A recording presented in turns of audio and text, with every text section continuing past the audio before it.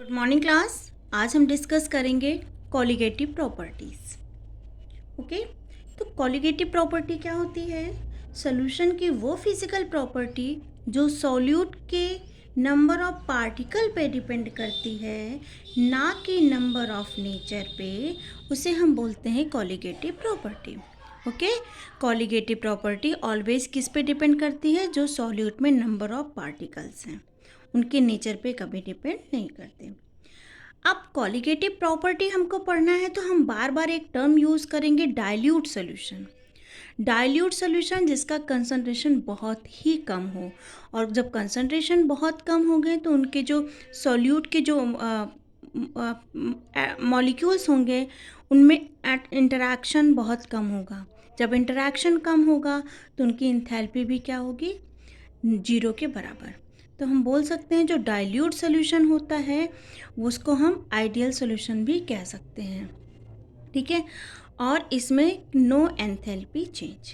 अब पढ़ते हैं one by one colligative property. तो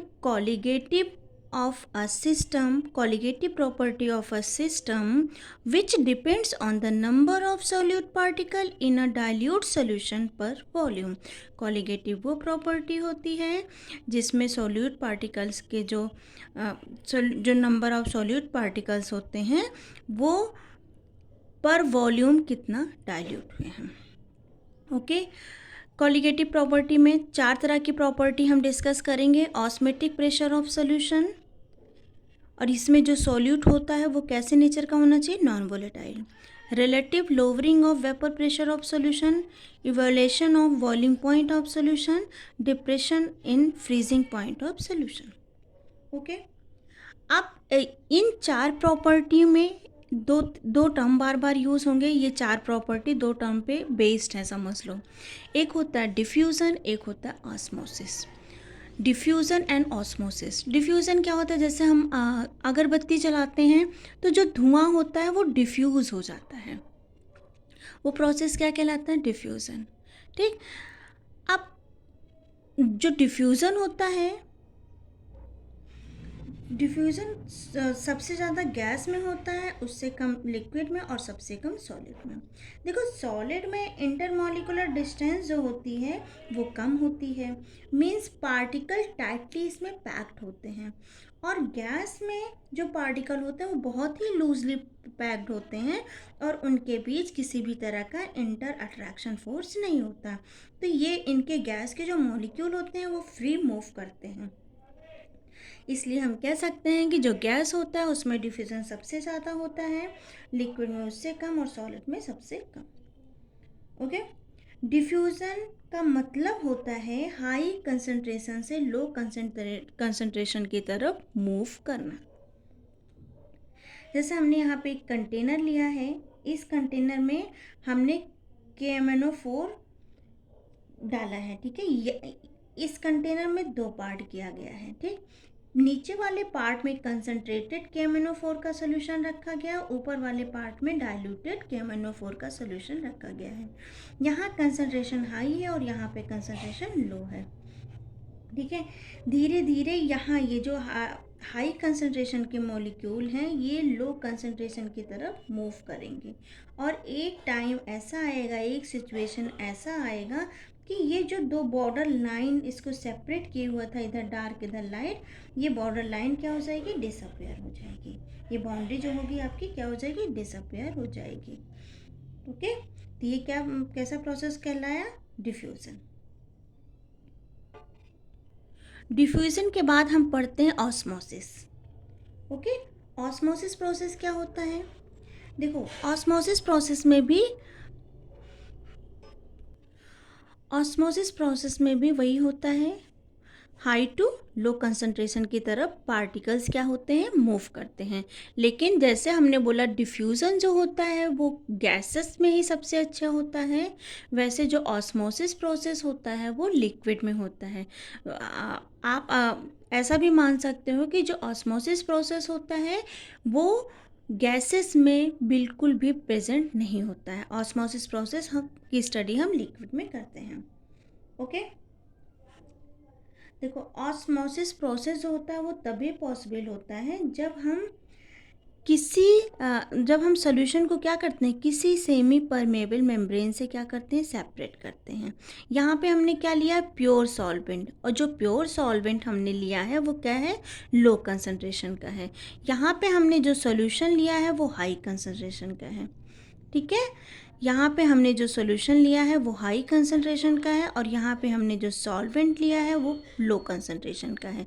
तो मैंने क्या बताया था, हाई कंसंट्रेशन से पार्टिकल लो कंसंट्रेशन की तरफ मूव करते हैं, लेकिन ऑस्मोसिस में एक सेमी परमेबल मेम्ब्रेन लगा दिया जाता है।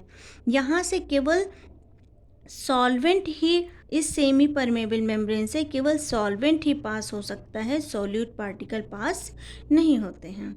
ओके, तो यहाँ हाई कंसंट्रेशन से जो सॉल्वेंट है वो मूव करेगा लो कंसंट्रेशन की तरफ। तो हम बोल सकते हैं the movement of solvent from high concentration to low concentration through semi permeable membrane is called osmosis. Okay, difference क्या होता है ऑस्मोसिस और डिफ्यूज़न में? देखो, ऑस्मोसिस में हम किसका यूज़ करते हैं, सेमी परमेबल मेम्ब्रेन का, जो केवल सॉल्वेंट पार्टिकल को ही जाने देती है, सॉलिड पार्टिकल को नहीं जाने देती, जबकि डिफ्यूज़न में ऐसा कोई सेमी परमेबल मेम्ब्रेन नहीं होता। इसमें भी इसमें सॉल्वेंट पार्टिकल मूव करते हैं हाई टू लो, और इसमें solvent as well as solute particle move करते हैं high to low concentration. Okay, अब हम इसको एक्सपेरिमेंट के बिहाफ पे वन बाय वन समझते हैं। यहाँ एक फर्स्ट एक्सपेरिमेंट में क्या किया गया, 2 कंटेनर लिया गया, इस कंटेनर में वाटर को फिल कर किया गया और इस कंटेनर में सैचुरेटेड सॉल्ट सॉल्यूशन को रखा गया। यहाँ वाटर का कंसंट्रेशन लो था और यहाँ पे सैचुरेटेड सॉल्ट सॉल्यूशन का कंसंट्रेशन हाई था।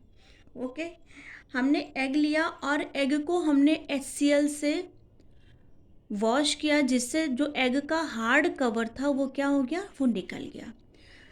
एग को हमने HCl कॉन्सेंट्रेटेड HCl से वॉश किया तो एग का जो हार्ड कवरिंग होती है एग के बाहर वो निकल गई। फिर हमने एग को वाटर के बीच में प्लेस किया और यहाँ हमने सैचुरेटेड सॉल्ट सॉल्यूशन के बीच में इसको प्लेस किया। अब क्या होता है, यहाँ पे एग का कंसंट्रेशन हाई था और यहाँ पे ये जो सॉल्वेंट हमने लिया था वाटर, इसका कंसंट्रेशन लो था। बेटा यहाँ पे क्या था, वाटर था और यहाँ पे सैचुरेटेड सॉल्ट सॉल्यूशन था। जब हमने एग को प्लेस किया विदाउट कवरिंग तो यहाँ वाला एग इस साइज से फूलकर ये साइज हो गया, बड़ा हो गया। ठीक है, तो जाहिर सी बात है ये क्यों फूला होगा, क्योंकि वाटर जो सॉल्वेंट था वो एग के अंदर गया है, जिसकी वजह से एग का साइज बड़ा हो गया। यहाँ पे जो एग था वो अपने ओरिजिनल साइज से थोड़ा सा श्रिंक हो गया, छोटा हो गया। ठीक है, तो यहाँ पे ये यहाँ पे एग का फूलना और यहाँ पे एग का श्रिंक होना किसकी वजह से हुआ, ऑस्मोसिस प्रोसेस की वजह से हुआ। और यहाँ पे एग का जब हमने हार्ड कवर निकाल दिया था, ठीक है, HCl से, तो उसके बाहर भी एक पतली सी झिल्ली थी जो कैसा का वर्क कर रही थी, सेमी परमेबल मेम्ब्रेन की तरह वर्क कर रही थी। ऑस्मोसिस प्रोसेस में क्या बताया था मैंने, सॉल्वेंट मूव करता है हाई टू लो कंसंट्रेशन की तरफ। अब हम सेकेंड एक्सपेरिमेंट की बात करते हैं। इसको डिस्कवर किया था एवे नोवेलेट ने। ओके, उन्होंने क्या किया था, उन्होंने एक थिसिल ट्यूब ली थी। थिसिल ट्यूब का शेप ऐसे होता है। ठीक है, इस थिसिल ट्यूब को उन्होंने क्या किया था, एक सैचुरेटेड सोल्यूशन जो सैचुरेटेड सोल्यूशन के इन्होंने एक थिसिल ट्यूब ली थी। इस ट्यूब के नीचे की साइड में इन्होंने एनिमल मेम्ब्रेन लगा दिया था, जो कि कैसे बिहेव कर रहा था, सेमी परमेबल मेम्ब्रेन की तरह। ओके, इस ट्यूब में इन्होंने क्या भरा था, इस ट्यूब में इन्होंने सैचुरेटेड सॉल्यूशन ऑफ शुगर को रखा था और बाहर जो कंटेनर रखा था उसमें इन्होंने वाटर रखा था। ओके, इसमें भी ऑस्मोसिस प्रोसेस हुआ।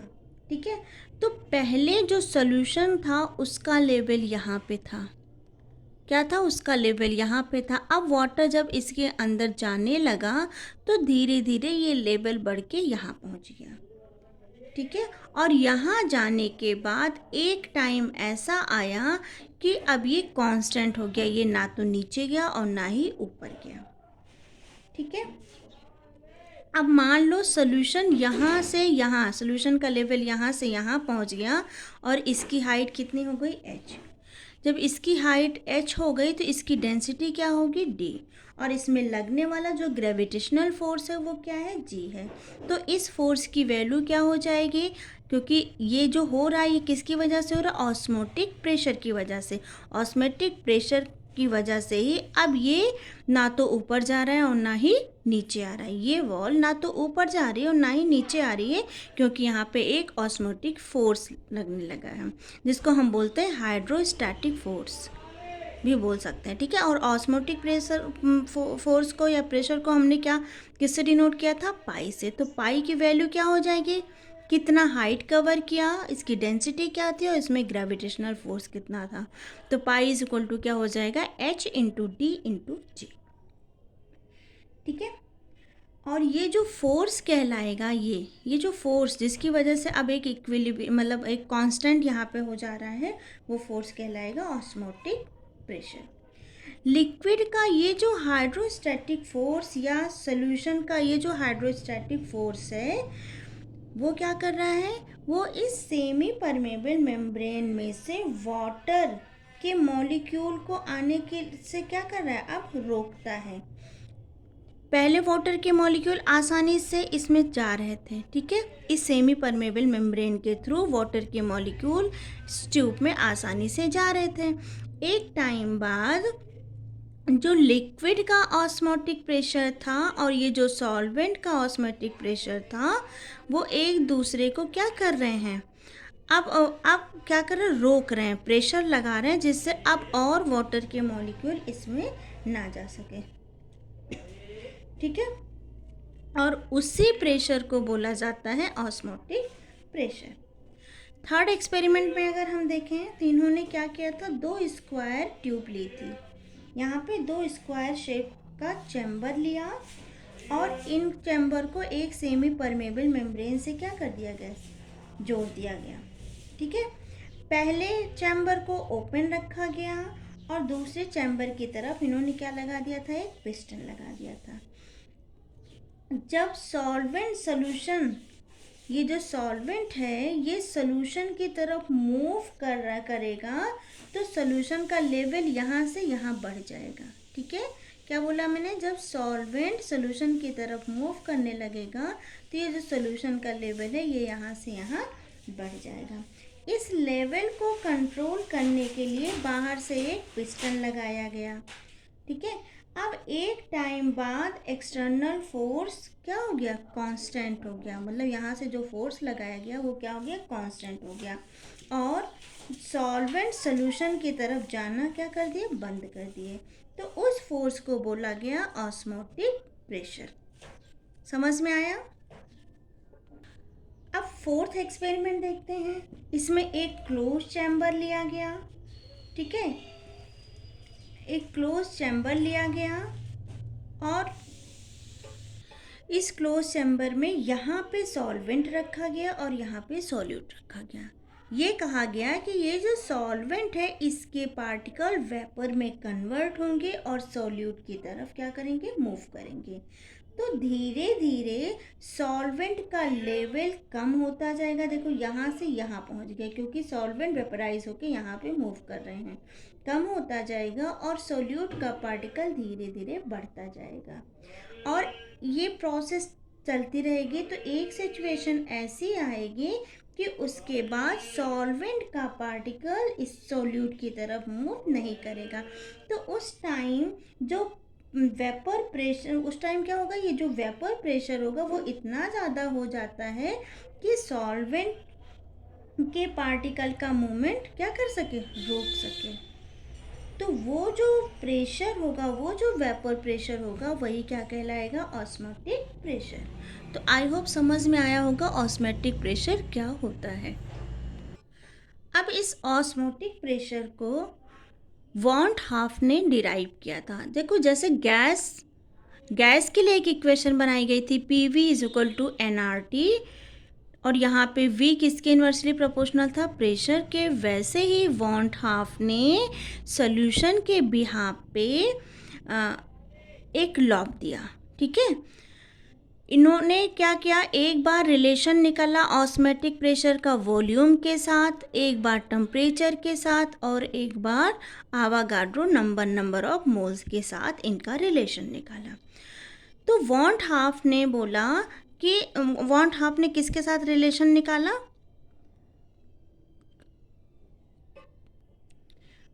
Volume, temperature and Avogadro number. Van't Hoff ने सबसे पहला जो लॉ दिया था उसको बोला गया van't Hoff Boyle's law. Boyle's law at constant temperature, जैसे हमने गैस के लिए बोला था, तो at constant temperature the osmotic pressure is directly proportional to the number of solute particle. Constant temperature पे जो ऑस्मेटिक प्रेशर होता है वो डायरेक्टली प्रोपोर्शनल होता है नंबर ऑफ सोल्यूट पार्टिकल। ठीक है, अब सोल्यूट क्या है, सोल्यूट को हमने कैसे देखा है, कंसंट्रेशन के फॉर्म में देखा है, तो हम क्या लिख सकते हैं, ऑस्मेटिक प्रोपोर्शनल होगा किसके, कंसंट्रेशन के। अब इस प्रोपोर्शनल साइन को हटाने के लिए हम यहाँ पे कांस्टेंट रखेंगे। ठीक है, अब ये जो कंसंट्रेशन होता है ये क्या होता है बेटा, ये 1/v होता है, वॉल्यूम ही तो होता है। ठीक है, तो हम इस c की जगह 1/v लिख सकते हैं, तो क्या लिखेंगे, पाई इज इक्वल टू के इंटू 1/v। अगर इस v को हम इधर ले जाएंगे तो क्या हो जाएगा, pi into V is equal to K, हमारा क्या था, कांस्टेंट। तो ये क्या है हमारा वॉन्ट हाफ बायल्स लॉ। अब वॉन्ट हाफ चार्ल्स लॉ के बारे में पढ़ते हैं। देखो चार्ल्स लॉ के अकॉर्डिंग जो प्रेशर होता है वो किसके प्रोपोर्शनल होता है, टेम्परेचर के। ठीक है, ये गैस लॉ में दिया गया था। वैसे ही ऑस्मेटिक प्रेशर जो होगा, वो ऑस्मेटिक प्रेशर जो सोल्यूशन का होगा वो भी फिक्स्ड अमाउंट में होगा। ठीक है, तो अगर गैस लॉ के अकॉर्डिंग जो चार्ल्स लॉ था वो किसके प्रोपोर्शनल था, प्रेशर प्रोपोर्शनल था टेम्परेचर के, तो वैसे ही ऑस्मेटिक प्रेशर भी किसके प्रोपोर्शनल हो जाएगा, टेम्परेचर के। अब अगर ये अल्फा का मतलब प्रोपोर्शनल का साइन हटाएंगे तो हम इसकी जगह क्या लिख सकते हैं, कांस्टेंट। ठीक है, मतलब pi is equal to constant T. ये क्या था, वॉन्ट हाफ चार्ल्स लॉ। अगर ये चार्ल्स लॉ होता गैस के लिए तो यहाँ पे क्या होता, पाई की जगह पे। ठीक है, अब देखो बायल्स लॉ ने क्या निकाला, देखो बायल्स लॉ के अकॉर्डिंग ये जो ऑस्मेटिक प्रेशर था वो किसके प्रोपोर्शनल था, कंसंट्रेशन के प्रोपोर्शनल था। ठीक, तो यहाँ पे पाई प्रोपोर्शनल है कंसंट्रेशन के, ये हमारी इक्वेशन नंबर 1 बन गई। और यहाँ पे ये जो पाई प्रोपोर्शनल है वो किसके है, टेम्परेचर की, हमारी इक्वेशन नंबर 2 बन गई। तो हम इन इक्वेशन नंबर 1 और इक्वेशन नंबर 2 से क्या लिख सकते हैं, ये जो हमारा ऑस्मेटिक प्रेशर होता है ये प्रोपोर्शनल हो जाएगा किसके, कंसंट्रेशन एंड टेम्परेचर के। या फिर हम इसको कैसे लिख सकते हैं, वही सेम, वो जो हमारा ऑस्मेटिक प्रेशर है ये प्रोपोर्शनल होगा कंसंट्रेशन एंड टेम्परेचर के। अब यहाँ पे अगर इस प्रोपोर्शनल का साइन हम हटाएंगे तो हम इसकी जगह s लिखते हैं, मतलब pi is equal to S C T. S हमारा यहाँ पे क्या है, कांस्टेंट है। बहुत से बुक्स में इस s की जगह r भी लिखा गया होता है। ठीक है, अब हमको पता है c इज इक्वल टू क्या है, 1/v, यहाँ मैंने बताया हुआ है। ठीक है, तो अब इसकी जगह हम क्या लिख सकते हैं, 1/v। तो हमने क्या लिखा, pi is equal to S dot 1/v, किसकी जगह लिखा है, c की जगह t। सॉरी। अब इस v को अगर हम इधर लेके जाएं तो क्या हो जाएगा, pi v is equal to S T. Pi v is equal to S T. अगर हम यहाँ पे r लिखें और यहाँ पे p लिखें तो वही हो जाएगा ना, P V is equal to R T, जो हमारा क्या है, गैस इक्वेशन। ठीक है, यहाँ पे s की जगह हम क्या लिख सकते हैं, r। क्लियर। अब अगर हम s की जगह r लिखेंगे तो ये क्या हो जाएगा, pi into V is equal to R T, या फिर हम इसको लिख सकते हैं pi into V is equal to N R T. ये किसके लिए है, फॉर 1 मोल। तो ये हमारी एक क्या बन गई, जनरल इक्वेशन। अब हम कैलकुलेट करते हैं आवागाड्रोस लॉ। देखो गैस लॉ के अकॉर्डिंग मान लो दो गैस है ए एंड बी, तो उसमें number of moles N1 N2 होगा, टेम्परेचर T होगा, प्रेशर P होगा क्योंकि कांस्टेंट टेम्परेचर और कांस्टेंट प्रेशर लिया था, और वॉल्यूम हो जाएगा V1 से V2। ठीक है, अब मान लो इन दोनों गैस का टेम्परेचर और अगर प्रेशर सेम है तो वॉल्यूम V1 और V2, ये जो V1 और V2 है, ये जो वॉल्यूम है, अगर मैं इनको भी सेम कर दूं, ओके बेटा, इनको भी सेम रखूं तो नंबर ऑफ मोल्स भी क्या हो जाएंगे, इक्वल हो जाएंगे। अब आवागाड्रोस लॉ देखते हैं फॉर सोल्यूशन। ये तो गैस के लिए था, गैस लॉ था। इसमें सोल्यूशन ए लिया है, यहाँ पे सोल्यूशन बी लिया है। ठीक है, ऑस्मेटिक प्रेशर क्या है, ए पाई 1, यहाँ पे ऑस्मेटिक प्रेशर क्या है, पाई 2, volume V1 V2, temperature T1 T2, और आवागाड्रो नंबर N1 और N2 है। ओके, अब ये जो ए और बी, ये दो एक दूसरे के क्या है, आइसोटोनिक सोल्यूशन है। ठीक है, आइसोटोनिक मीन्स होता है सिमिलर ऑस्मेटिक प्रेशर, ऐसे सॉल्यूशन जिसका ऑस्मेटिक प्रेशर क्या हो, सिमिलर हो। तो जब सिमिलर होगा तो ये जो पाई 1 है ये किसके इक्वल हो जाएगा, पाई 2 के। ओके, तो हम क्या लिख सकते हैं, ये जो हमारा पाई 1 है ये इक्वल हो जाएगा पाई 2 के, क्योंकि आइसोटोनिक सॉल्यूशन है। ओके, तो यहाँ और जो टेम्परेचर है T1 वो किसके इक्वल हो जाएगा, T2 के, और ये जो वॉल्यूम है वो किसके इक्वल हो जाएगा, V2 के। तो हमारा जो N1 है वो भी किसके इक्वल हो जाएगा, N2 के। ठीक, अब हमको पता है जो हमने एक जनरल इक्वेशन निकाली थी, pi V is equal to SNT या NST, NRT भी हम लिख सकते हैं, कुछ भी। यहाँ पे हमने क्या लिया है, पाई 1 लिया है, V1 लिया है, T1 लिया और N1 लिया है। वही वैल्यू हम पुट कर देंगे, पाई 1 V1 is equal to SN1 T1। यहाँ पे ये सोल्यूशन ए के लिए हो गया, यहाँ पे ये सोल्यूशन V के लिए क्या हो जाएगा, पाई 2 V2 is equal to SN2 T2। क्योंकि हमने क्या किया है, अगर हमने आइसोटोनिक सोल्यूशन लिया हुआ है तो उस केस में आइसोटोनिक सोल्यूशन लिया है तो उस केस में pi 1 is equal to pi 2, temperature क्या हो जाएगा, T हो जाएगा, वॉल्यूम हमारा V हो जाएगा। ठीक है, तो यहाँ पे पाई 1 इज इक्वल टू क्या है, SN1 T1 अपॉन V, यहाँ पे पाई 2 क्या है, SN2 T अपॉन V।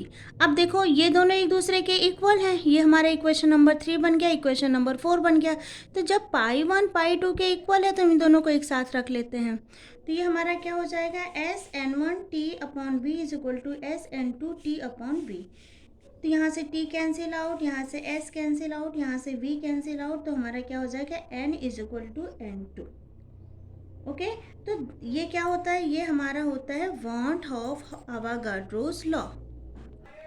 मतलब यहाँ से हम बोल सकते हैं कि in a two isotonic solution the number of moles of solute is equal in both solution.